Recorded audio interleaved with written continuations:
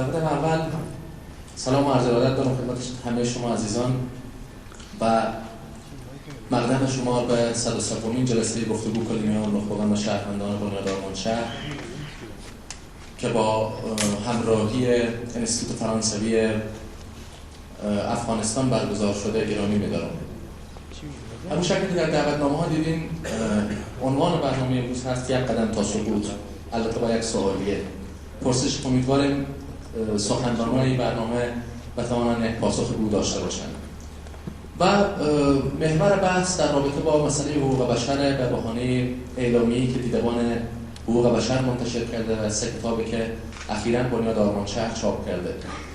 یکی از این کتاب‌ها گزارشی از فدراسیون بین‌المللی حقوق بشر با عنوان حقوق بشر بر سر دوراهی، ضرورت رهیافت حقوق محور به صلح و مصالحه در افغانستان که در بین برنامه یک معرفی مختصر از کتاب خدمت شما عرض خواهم کرد و کتاب بعدی کتابی به نام زندان، زندانی و حقوق بشر که محور این بحث هم در افغانستانه و کتاب سوم شهر و جنگ. برنامه با شعری که فکر می‌کنم بی ربط به بحث امروز ما نخواهد بود از نیما یوشیج آغاز می‌کنیم. آی آدم ها که بر ساحل نشسته شاد و خندانید، یک نفر در آب دارد می سپارد جان، یک نفر دارد که دست و پای دایم می زند روی این دریای تند و تیره و سنگین که می دانید. آن زمان که مست هستید از خیال دست یابیدن به دشمن، آن زمان که پیش خود بیهوده پندارید که گرفت استی دست ناتوانی را تا توانایی بهتر را پدید آرید. آن زمانی که تنگ میبندید بر کمرهاتان کمربند، در چه هنگامی بگویم من یک نفر در آب دارد میکند بیهوده جان قربان. آی آدم ها که بر ساحل بساط دلگشا دارید، نان به سفره جامتان بر تن، یک نفر در آب میخواند شما را، موج سنگین را به دست خسته میکوبد، باز میدارد دهان با چشم، باز میدارد دهان با چشم از وحشت دریده، سایه هاتان را ز راه دور دیده، آب را بلعیده در گور کبود و هر زمان بیتابیش افزون می کند زینا بیرون، گاه سر گهگاه پا آب آدم ها. من سخنران این برنامه تقاضا میکنم که تشریف بیارن به جایگاه خانم هیدر پژوهشگر بخش افغانستان در دیدبان حقوق بشر، آقای احمد که در راه هم فکر میکنم تا لحظاتی بعد میرسن اما برنامه رو شروع میکنیم، جناب سمونوال سید عمر سقوط معاون ریاست حقوق بشر وزارت امور داخله، آقای محمد فرید حمیدی که احتمالاً یکی دیگه از همکارای اینا به جای اینا قراره بیاره است که مسئول مستقل حقوق بشر، و جناب آقای آذریون متین. لطفاً تشریف بیارید دوستان.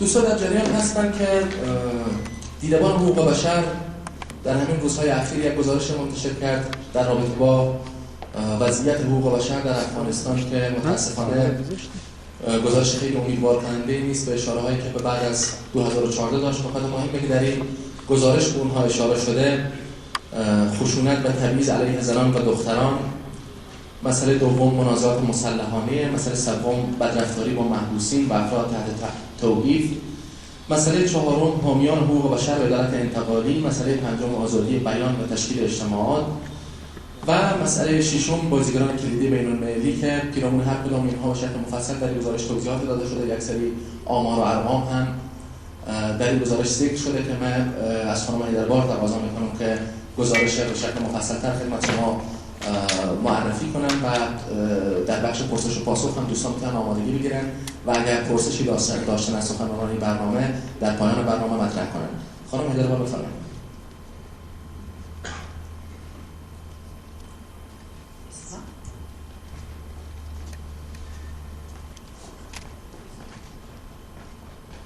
روشن همینی روشن است. Sorry. Thank you very much. I apologize for not being able to speak Dari, but I have my colleague here who will translate for me. تشکر از شما و معذرت می‌خوایم از اینکه نمی‌تونم ما به دلیل صحبت کنم. خب ما اول باشم کمک می‌کنم تا اینکه چیزی داشته‌هایی که البته می‌تونم بعد شما از این انتقال بدید. Human Rights Watch is an international organization, and we do research and advocacy about human rights issues, and we really pride ourselves on making sure that we look at abuses that are by all different parties, not one side. دیدبان حقوق بشر یک منظمه بین‌المللی است که در قسمت دادخواهی و ریسرچ‌های تحقیق‌های راپورهای تحقیقی اینا کار میکنن و بیشتر اوقات کوشش میکنن که تحقیق‌هایی که صورت میگیرن در قسمت حقوق بشر اینا بتونن روی راپورهای خود اینا ظاهر بسازن. In this report about 2012 and in our work generally in Afghanistan, we've talked about abuses that have been committed by many different parties in Afghanistan over recent years. راپور در سال 2012 و نشر رساندیم البته نشانگر همین هست که تخطی‌هایی که از طرف بخش‌ها و ارگان‌های مختلف متفاوت صورت گرفته بود در افغانستان و در گذشته‌های افغانستان. We've criticized the Taliban for attacks on civilians and for using IEDs in a way that kills civilians who are not part of the conflict.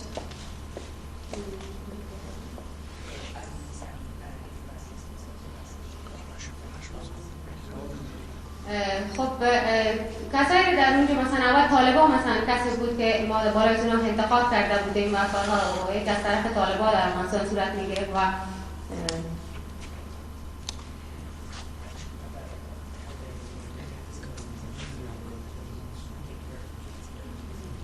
خب شکلی که اونا بالای مردم شهری البته اونا عملات را میکردن، عملات را دستیسا جور میکردن و بالای مردم ها عمله میکردن و مردم ها از بین میبردن.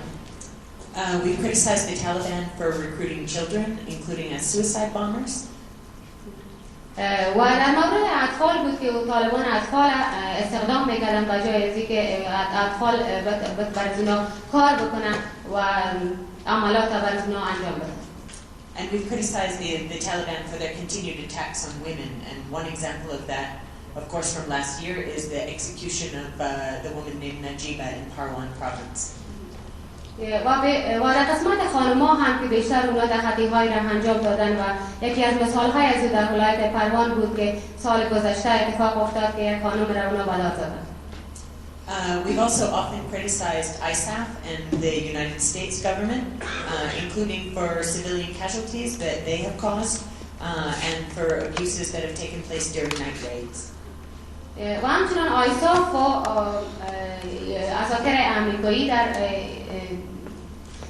بودن کسایی بودن که ما دارای اونها انتقاد کردیم بیشتر وقتی که از طرف عملات اونها از طرف شب انجام میدادن و مردم هم از بین میرفت.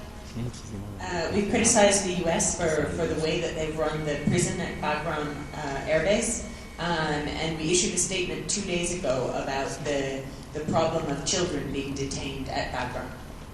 اساطیر امریکایی را هم انتقاد قرار داده بودیم و به خاطر از اینکه اونا در بگرام رفتاری که با زندانیان میکردن و طرز رفتاری که با زندانیان داشتن. We've also criticized the international military for partnering with warlords in different parts of the country, and we've criticized the U.S. in particular for some of the abuses that have been committed by the Afghan local police.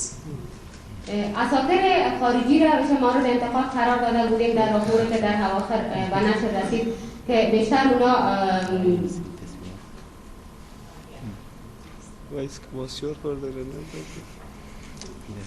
و همچنان اساطیر پلیسای خود افغان که پلیسای محلی که تخطی‌های توسط خود پلیس افغان تا بر پلیس افغان صورت میگیره. And of course, we have also criticized the Afghan government sometimes. Most recently, in a statement we issued this week about the government's failure to investigate fairly the allegations in the United Nations report about torture and detention. و یقینا بعض اوقات ما دولت خود افغانستان هم مورد انتقاد قرار میدیم، مثل که در راپور قبلی ما در مورد رفتار با زندانیان بود و که چگونه اونا رفتار میکردن و راپور از طرف یوناما به نشر رسیده بود، زبون واضح هم گفته شده بود که چگونه با زندانیان رفتار صورت میگیره در اونجا. We've been very critical of the failure to enforce the EVA law. و در مورد قانونی که برای محو خشونت علیه زنان ساخته شده بود و تصویب شده بود از طرف دولت افغانستان، ولی متاسفانه که در سایه عمل ناکام مانده.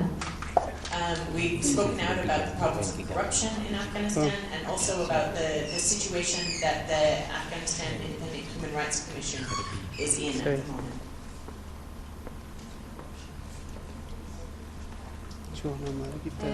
و در مورد فساد اداری که البته به شکل بسیار بزرگی در افغانستان هست و در دولت افغانستان و در مورد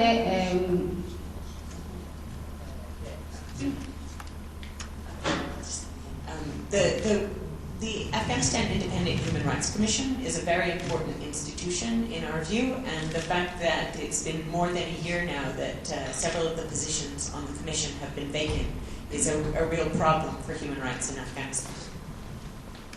یوناما حقوق بشر یوناما که یک جزء مهم البته بر ما شمرده میشه که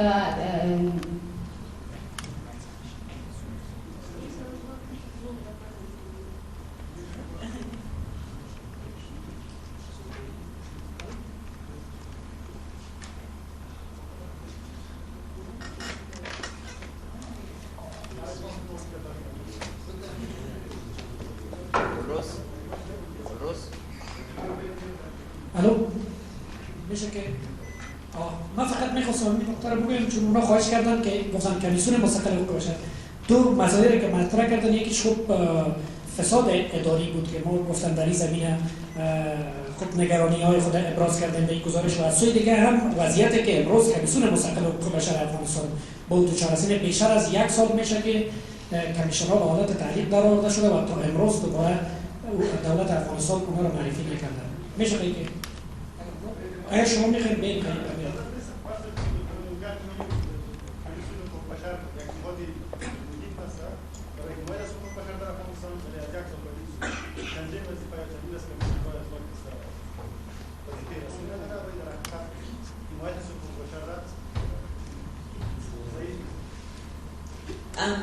So not to take too much time, but in 2012 there are some signs that we've seen that really worry us, that make us think that perhaps the situation is beginning to get worse again in some ways in Afghanistan.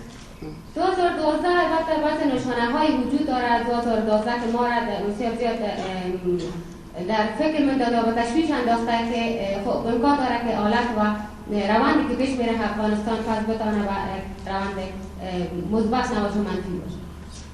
Just to mention a few small things, we see expanding Taliban control in some areas.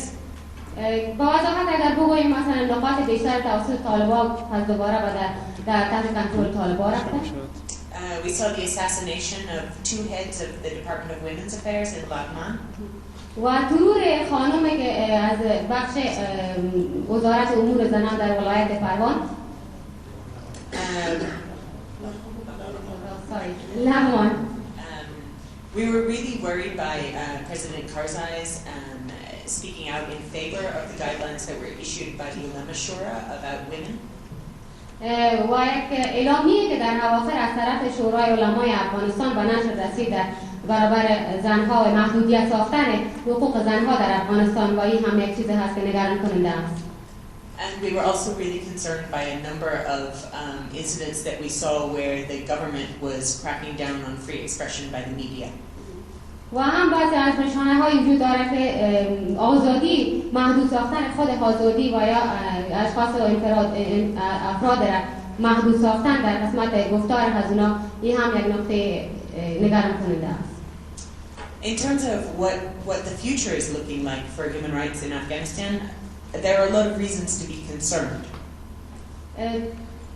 به نظر ما قسمی که هایده افغانستان هم می‌بینیم، هایده افغانستان برام معلوم بشه واقعا قابل تشویش است و ما نگران کننده است. We're very worried that as the international community moves away from Afghanistan, there will be much less money available for basic services, including schools, clinics, hospitals, shelters, services like this. در وقتی که جامعه بین‌المللی افغانستان، افرادهای جامعه بین‌المللی افغانستان را ترک می‌کنند و کمک‌های هزینه به شکل تدریجی که روز به روز کم شده میره، خصوصا در قسمت کلینیک‌ها، مستشفی‌ها و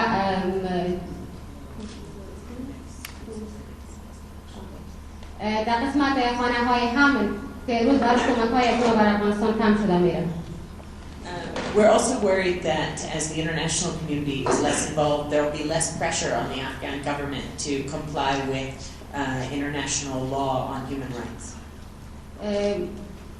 و همچنین در قسمت تطبیق کردن خود حقوق بشر و توسط که بتونه بیشتر بالای حکومت افغانستان فشار بیارن و حکومت افغانستان وادار بسازن که اونا بتونن حقوق بشر در افغانستان به شکلی که در سطح بین‌المللی هست بتونن تطبیق بکنن. And finally, we see so much pressure for there to be a peace agreement with the Taliban, but we don't see a process where civil society organizations, human rights organizations, and women are part of that discussion.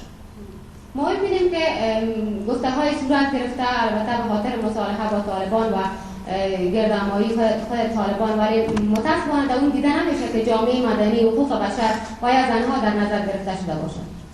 Thank you. تشکر.